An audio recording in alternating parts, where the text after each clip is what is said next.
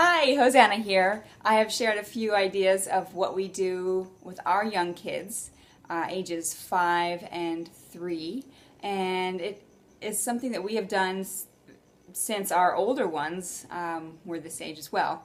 And we've seen the long haul, at least a decade or so, of the benefits that we've received because of what we've established in the beginning, because everything that a child learns in the later years obviously is grounded when they're first exposed to learning, and I want it to be an experience that is positive and equips them for the years to come.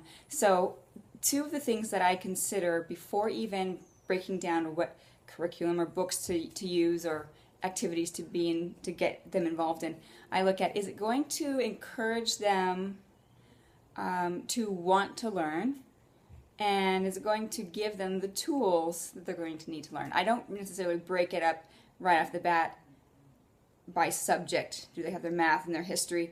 You know, at this age, it's pretty much the whole world is brand new to them.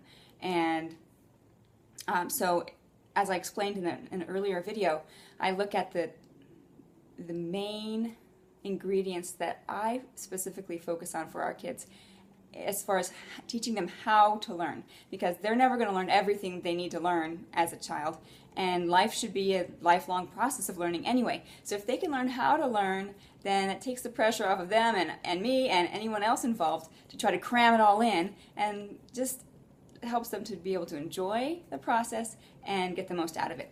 So the three tools, again, in case you haven't heard, or not tools, but the skills that I try to focus on,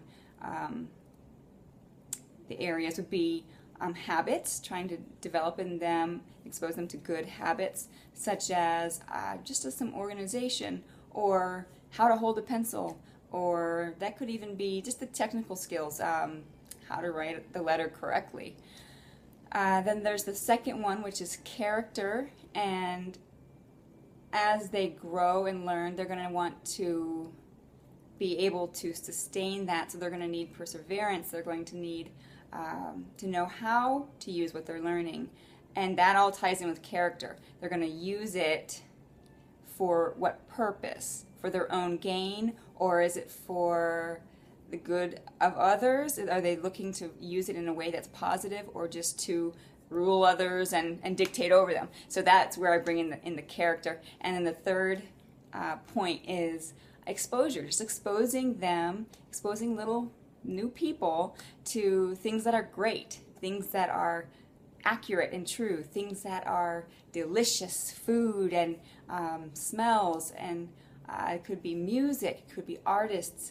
Just bring it all in, and they have more to pull from, they have more examples to look at, and more ideas just to inspire them. So now, breaking it down to what we did this week, this is how all of that translated to this week. And we actually took 2 weeks for week A because we were having a good time. And let's see, we, as you may have seen in an earlier video, we have our binder, which I can't wait to get a more personalized cover. But for now, this is for Juliana. She's our 5-year-old, and she has in her A section, we have our little planner area here where she's able to, I'm able to keep track of what we did.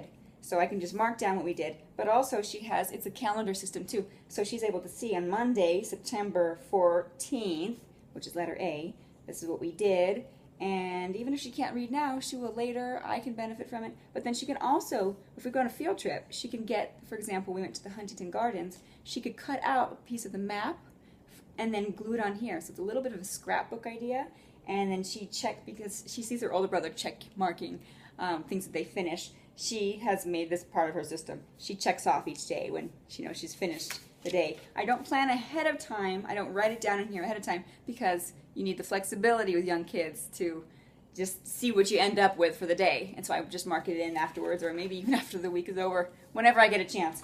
So then that was week 1.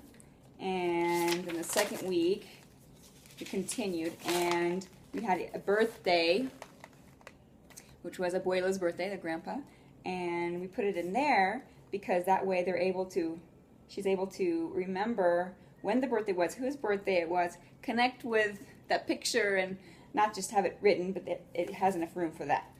Let me show you some of the activities. Very simple, just simply painting an A template. This was the craft that she's using for her presentation. Each letter they'll do a presentation on something they've memorized. We want to build that memory muscle in their brain. So, and it also gives them a chance of working toward something and following through each week with some consistency. And then at the end, they can present it. They show their craft, and they present it to me or to the family, and that helps them to learn to just use their words and use eye contact and get the message out. So there's a lot of things that are benefited there. So this was her craft, her memorization craft. Then we learned about ants, and they did an activity on the couch, which this just is sort of a duplicate of it. But on the couch, they took the yarn, and we took one end and made big chambers that led all the way down to the ground, and the end went up to the couch again, so they could crawl down. And they put their babies in one side, and they put their play food in another chamber, and the queen ant in another chamber, and they're able to really. Oh yeah, and we have a little breakdown of the ant body here, so that way they're able to engage with what they're learning and not just read about it. We read about it and then we engage in it. So, as my good friend from classical scholar Diane Luckman says, don't just have them learn passively. You want to get them actively learning. So that is what we're doing. And they read about Australia. And then we went to the Australian Gardens at the Huntington Gardens, and I sent them on a little treasure hunt. I did a little bit of clip art ahead of time and put together this little sheet where there were some of the plants that I knew that they would be seeing at the Australian Gardens. And so they went, and when I took all the kids for this, and they all enjoyed it.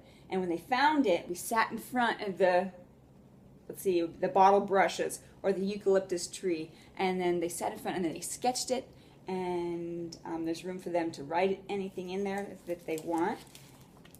Then they learned about alligators, and so we just did a quick craft. That was a quick one, just pictures, stickers. But they learned about Africa. Then, this is A week, remember? There's a lot to do on this globe that has to do with A. So we looked at a globe, they identified where it was. We had a couple little videos of some kids dancing in Africa. We had Pandora playing with some drum beat music from Africa. And what we did here was I printed out this map. Clip art is so easy, and even if you don't want to use clip art, you could just draw a lot of the stuff yourself. But I used clip art, and then there were about 5 or so features that I wanted to just expose them to very simply, and they used paint. So they put in the Sahara Desert here, Nile River, Niger River, Congo Rainforest, Lake Victoria, and Mount Kilimanjaro. So they got to paint that and put in glue on some animals that are from Africa. And then they got to do a little zigzag design here and glue on some pictures that I had printed out of women in the beautiful colors and patterns of the clothing in Africa. And then we made a little dish called a sida, which is simply flour, water, a little butter, salt, and then at the end you drizzle some honey. And it just was a fun hands-on project, and then they could eat some of the food there. So in a way, that was kind of like a unit study where you touch on all sides of a particular topic. One thing that was important for us was this activity, which included family members. These were the aunts of the family, and abuelo and abuela. Actually all of them are very far away, for the most part. They're either in Puerto Rico, New Jersey, Florida. It's pretty much the other side of the world for us. And our kids don't get a lot of interaction with them. So I'm trying to find ways to just incorporate important, significant aspects of their life. So I can bring it into the letter. Bring it in by just taking some pictures and putting their names here so they can continually see their faces and refresh themselves with their names and just keep connecting to what's important. Then we did a little activity on Antarctica. We read a book. did a little craft, watched a little bit of Planet Earth, and then just a simple maze and dot to dot. As you see, none of that stuff was fancy. None of that stuff was expensive. It's something that most people with little kids have on their in their home already, or it's a quick run to Walmart. Is just looking at what you have, bringing in some things that will be helpful for them. And let me show you some quick books. We're doing a Winnie the Pooh book club. So we've been reading through Winnie the Pooh, and it's the original by A. Milne. If you want some of my notes, you can go to letslearnkids.com and go to the book club idea, and I've printed them up there. So if you want to do a little book club with your little one or some friends of yours, just pull them together and have some fun with the literature, and then they'll start off as readers who love to read. When we worked with the ants, we just got a simple book from the library about the technical side of ants, how they make their homes and what they eat and such. And then we have a book, Animals in Time. I had to bring that in. This is 26 stories, A through Z, history, written by me and drawn by a lot of kids, most of them in the area. And so we had to read about Alex the ant. I don't know if you see that there. The artist is, I believe she was 8, maybe 9, and her name is Victoria. I love that little ant. And here was a fun book, Amazing Animals. This one was by Ingrid Schubert. And I think what I'll do is I should share the books that we read, and in case you're at the library, you can have an idea of some books that are pretty good. This was really fun. When they were doing some of the Africa crafts, I read this. Little poems that are really fun to give them an idea of some of the animals and places in Africa, but with poetry. I thought it was great. It's called Off to the Sweet Shores of Africa. And then we read Antarctic Journal. We also read, can you read that? A book about albino animals. This was so much fun. We didn't really read the book. There was a lot of information, but we looked at the pictures. I could tell them what the animals were. One of the most fantastic animals in there was the albino peacock. It was beautiful. Now, if you're one that just needs to grasp studies with your little ones based on the subject, well, I can break it down for you. I don't necessarily put a lot of effort into making sure that it's all segregated like that, but if that's how you grasp it, then let me tell you how we did it. For science, we learned about animals, and we started a living museum for each of our kids. So when they go on field trips or nature walks and they find something interesting, they find a seed pod or an acorn, then we will collect it, put it in a little baggie. I might even look up the information, find out what it is, ask for help from those who know much better than I do, because I am not nature inclined. I don't know how to label them. So this was the Mexican buckeye. I printed out a couple pictures, a couple little descriptions in there. So if they want to read more about it, then they have it. And if they just want to touch it and feel it and store it and collect it, then it's their own little treasures there. So that was science. Geography was looking at the globe and finding out where all these places were, and a little bit of what was on the continent. So for example, I showed you the Africa map where the rainforest is and the Sahara Desert. Math, we did some puzzles, animal puzzles, even dot to dot and mazes, develop and strengthen mathematical skills. Then there were language arts. Well, that's all over the place. We were reading for all these subjects, and poems. We were reading poems, and then we were walking around the neighborhood, just reciting some songs that go along with the studies. Ants go marching one by one. That was perfect when we were reading about the ants. And let's see, what else? Tactile.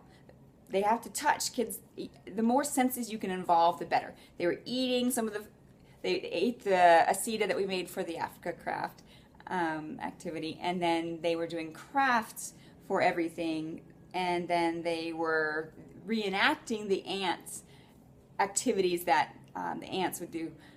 by crawling through the chambers that they made with the yarn. And they were hearing the music, and so I think that pretty much covers a lot. There were a few things that we haven't gotten to yet. I may not. We'll see if we can get to it. Neil Armstrong, we have Audubon, Mr. Bird Guy, and briefly touched on anesthesia. Why is that? My mind was not connecting that. Not to teach them that we want to avoid all pain, but to show the contrast. We also talked about leprosy and how the danger with that is that you can't feel anything, and pain is actually useful for us. But it was an interesting way of exposing them to what people have discovered and has helped us. What else? Oh yeah, just touched with my older one. We used a little bit of Matthew C. I don't really drill her on any of this. I don't drill her on anything at all, but we did incorporated that partly because she sees her older brothers having their math book and she wants to follow through with that, and it doesn't hurt. It's very good for her. So I think that's it. I've been trying to share a lot of information on my website, letslearnkids.com, also my Facebook page, Let's Learn Kids, and I hope that some of this was informational, was inspiring, was educational. I hope it helped you somehow in one way or another. Okay, that's all for now. Take care.